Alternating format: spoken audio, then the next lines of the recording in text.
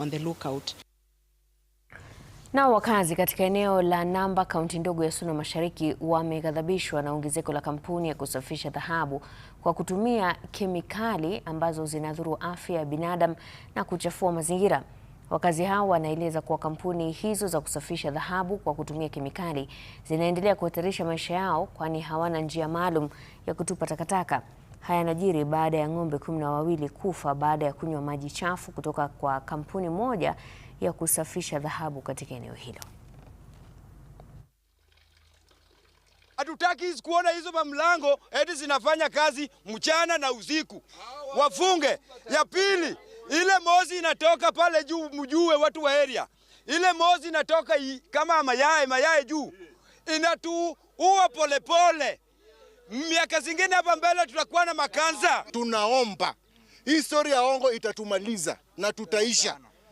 Mfano wa leo ng'ombe karibu 11 wamelala. Unaona? Sababu ya chemical. Na hapa kwenye ng'ombe wamefariki, huyu jamaa hajamaliza hata mwezi moja. Hii kitu ndimejengwa juzi. Unaona? Leo imefika ng'ombe wamelala. Mwenyewe saizi ashachukuliwa, anaenda kubembelezwa alipwe. Hawa wawekezaji wa dhahabu hapa wenye wananunua shamba kila mahali, lakini kununua shamba si mbaya. Lakini natakikana wazingatia mazingira kwenye wanafanya biashara. Vitu kama hizi natakikana zikuwe porini, si kwenye wananchi wanaishi. Ukiangalia hapa kuna site, ukiangalia hapa kuna site, zingine 4 ziko hapa chini. Na wengi wamechimba kisima hapa ambao mtu akichota maji watapata na shida.